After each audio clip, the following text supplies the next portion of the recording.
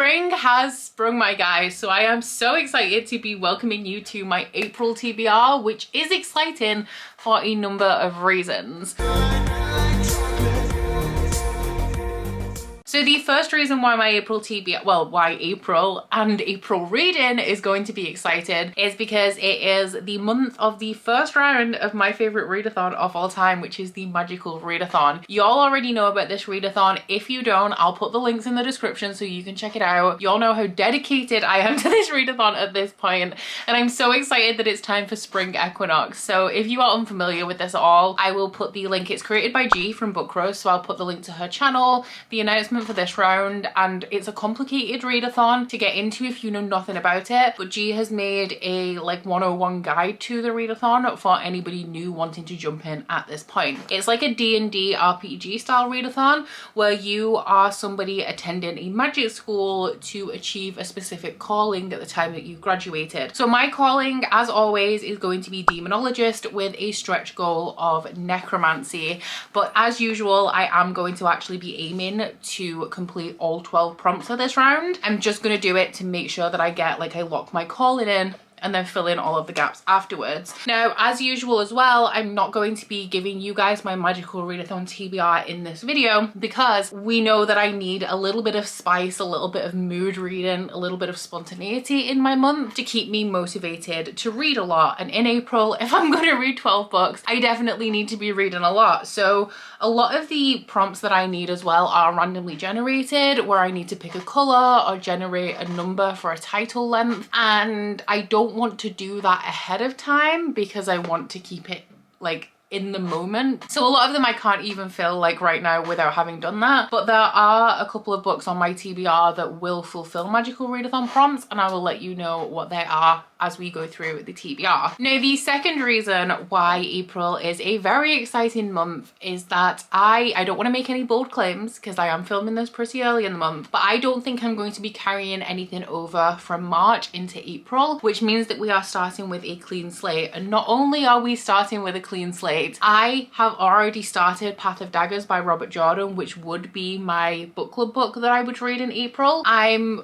quite a way of the way through it. And like I said, I'm filming this pretty early in the month, so I don't want to get ahead of myself, but there is a chance that I will have already finished this by this point. The live show is going to be on the 14th of April. I think it's going to be on my channel this time, if you guys are interested at all. And this one is, of course, the 8th book in the Wheel of Time series. But I am so accomplished, like I'm feeling so good about the fact that not only have I hypothetically cleared my TBR from March, I'm also now ahead of my book clubs, which leaves April super free because I also don't have a Patreon book club book for April. The way that my Patreon book club works is that we read entire series, and then every time we finish a series, there is a month break while we choose the next one before the next one starts. So for April, I'm completely empty and it's wild. So this is actually going to be quite a short TBR because I am only going to be running through my required reads, and we actually have very few of them. Saying that though, the first book I'm going to be mentioning in this video is a book club book, although it's not for one of my book clubs, because the wonderful Jordaline from JordalineReads has invited me to be a co-host for her book club for the month of April. The book that we're reading, I believe, is a horror. I haven't looked too much into it. It's a book that I've never heard of, and it is Knock Knock Open Wide by Neil Sharpson. Now, I actually haven't looked into the synopsis too much because I felt like it was giving a little too much away, but I believe that it is set in Ireland, and the setup is that we are following a woman called Atane who finds a corpse along the side of the road when she's driving home one night, and so she takes it to a remote farmhouse, and whatever happens that night, she never talks about again. And then we are also set in present day, I believe, following her daughter who has issues with her mother, who is an alcoholic, who is Atane. She believes that the issues that she has in her family are somehow tied to a children's TV show. I'm really not sure how the pieces of this fit together, but I'm very intrigued to find out. The synopsis does sound super appealing to me. I've mentioned recently that I would like to be reading a little bit more horror, so I'm really thankful that Jordaline has asked me to co-host this month. And if you guys are unfamiliar with Jordaline as well, would definitely recommend if you're a big like horror or thriller fan, although those aren't the only genres that Jordaline JordalineReads, and I will put the link to her channel in my description box. So next up, I guess we will do my Inner Circle Patreon pick for the month of April. If you are a member of the Inner Circle tier of my Patreon, you can recommend a book that gets added to this jar, and every month I pick one out with the intention to read it in that month. Now at the moment of filming this, I'm not completely up to date on my Patreon picks, but I believe that I will be by the end of the month. So I don't really know what I have in mind that I want this month, but I'm excited to see what we get. I have space for something a little bit chunkier. Something a little bit chunkier was to come out. Oh, should we do that one that just launched itself out? It feels like a sign. So this one is a purple one, which means that it was added in 2023, I believe. And it is Things We Never Got Over by Lucy Score. This one is Lindsay's pick, and I also believe that this one is a contemporary romance. So this one is available at my local library. It is currently on loan though, so I have place to hold for it, and hopefully that will come in before the end of April. But I knew that this was a popular contemporary romance. I didn't actually know anything about it until this moment. But it seems to be a romance with a bad boy and a runaway bride. So there is a woman running away from her wedding, and she is also coming to rescue her twin, who has asked for her help. And when she gets there, she finds out that her twin hasn't changed. She's still not a great person and has disappeared, leaving our main character with her 11-year-old niece to look after.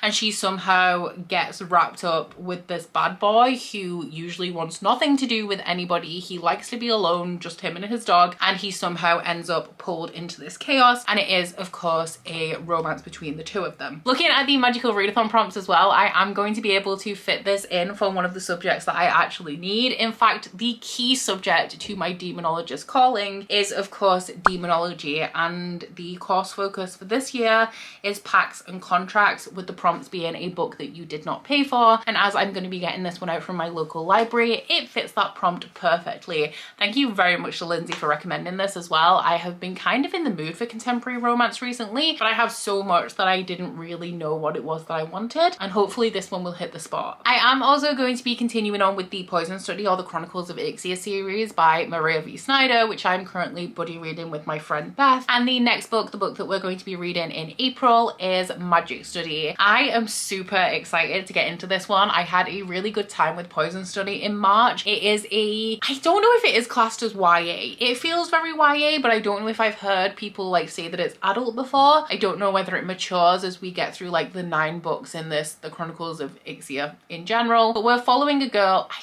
the love interest is a lot older than her. I don't know. But anyway, we're following a young woman who's like 18, 19, and she is due to be executed. She's pulled from the dungeons and she is offered a chance to live, providing that she works as the commander's food tester. So she accepts this job and she starts to be trained by the commander's assassin and advisor, Valak, who teaches her all about poisons and what she should be looking out for and like how to test food properly. While this is a great opportunity for Yelena, the crime that she was being executed for was the murder of a general's son, and when this general finds out that Yelena has been saved from the noose, he is determined to kill her and get revenge for the death of his son. And so Yelena is constantly looking over her shoulder to kind of figure out when the next attack from this general is going to come her way. Like I said, I really love Poison Study. Really excited to get into this one, especially given the direction that it's going in, because I feel like we're going to have a magic school here, which is perfect for Magical Readathon. I do know that the general consensus of this series is that the first one is the best. Like, people tend to prefer the first one, but I am still very excited to get into this one based on the direction.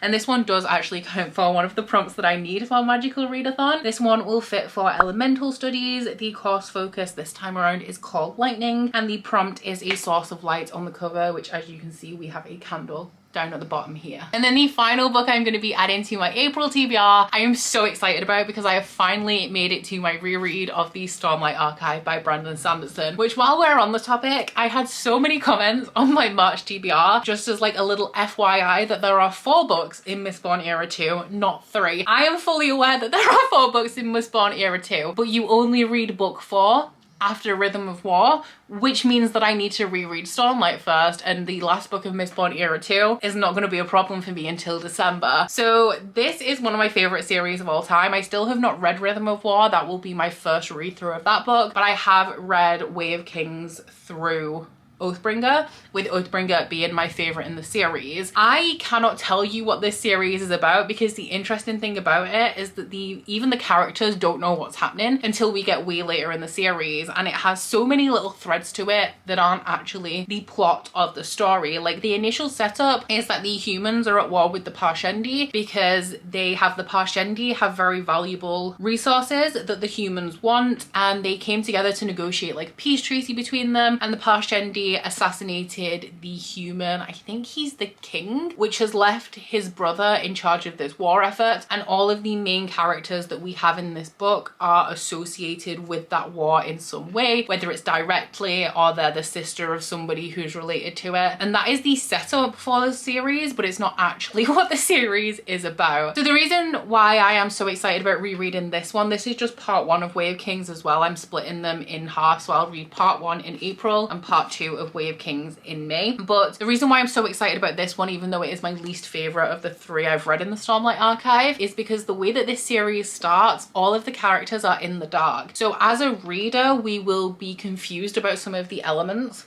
that are in this world, but the characters accept that as normal, and so they don't question anything. And because they don't question anything, we don't get any clarity or answers to what's actually going on until we move later in the series and the characters start to be a little bit more inquisitive. But now that I know the answers, I'm gonna go into this actually knowing what's happening, whereas the first time that I read it, I didn't have a clue what was going on, and that's why I gave this 4 stars when I gave the other 2 5, because you literally have no idea what's happening for the longest time. So I have been listening to the Mistborn audiobooks. I did read this physically though the first time I read it, and I think I'm going to read it physically again. Maybe I'll dip into the audiobook if I feel like it, but honestly, Michael Kramer is not my favorite audiobook narrator. I'm listening to Wheel of Time as well, so I think I'm gonna go with this one physically with my eyeballs. It is chunky though, so we'll kind of like see how I go. And then this one does also fulfill a prompt for Magical Readathon. I feel like I've accidentally hit a couple of the more difficult prompts just with what's already on my TBR, which is great. But this one is for a subject that I don't need, but like I said, my long goal is to get all 12, and this one will fit for alchemy, the course focus being transmutation circles, and the prompt is to read a book with a circle on the cover. For Magical Readathon, these subjects, I'll just run through the subjects that I actually need and what their prompts are. I need conjuration, which the prompt is color wheel, so I need to generate a color and then read a book with a cover that is that color. Demonology we've covered, elemental studies we've covered. I also need spells and incantations. The prompt for that is to randomly generate a title length, so how many letters are in the title, and then try and find a book with a title of that length, if that makes sense. I need lore, which is to reread the legend of Dia, which is a like little bit of Aurelium lore that G has provided. And I also need shapeshifting, which is read from an author who blurbed your last 5-star read, which is going to be difficult for me because my only 5-star read of the year currently is Britney Spears' memoir, and I'm not sure anybody's going to have blurbed that, and I actually don't have a physical copy, so I need to seek it out in a bookshop and kind of see, and then if not, like backtrack through other 5-star reads. And then if I make it past that, I have the prompts that I need for necromancy, and then just filling in the gaps. A lot of them are randomly generated, so we'll kind of just see how it goes. And most of my Magical Readathon progress you will be able to track in my vlogs. The first thing as well that I'm going to be working on in April is going to be episode 3 of Shelve It or Scrap It. So like with March, you can expect that to hopefully be hitting your subscription feed at some point in the middle of the month. But those are my April plans. Let me know down in the comments if you guys are participating in Magical Readathon and what your calling is. And if you have not checked out Magical Readathon yet, then I definitely urge you to do so. It's honestly my favorite readathon of all time. I say this every round, and G just puts so much work in it that it definitely like deserves to be appreciated. But thank you guys so much for watching. Please don't forget to like this video if you liked it, and subscribe if you wanna. If you head into my description box, you'll find a link to my Goodreads, Instagram, and Twitter if you'd like to follow me on any of those, as well as links to my Bookish Candle website, the Etsy for that, and a 10% off discount code. But that's it from me today, guys. Bye! Oh, you bite your friend like chocolate. You say you'll go where nobody knows, with guns hidden under our petticoats. We're never gonna quit it, no, we're never gonna quit it, no.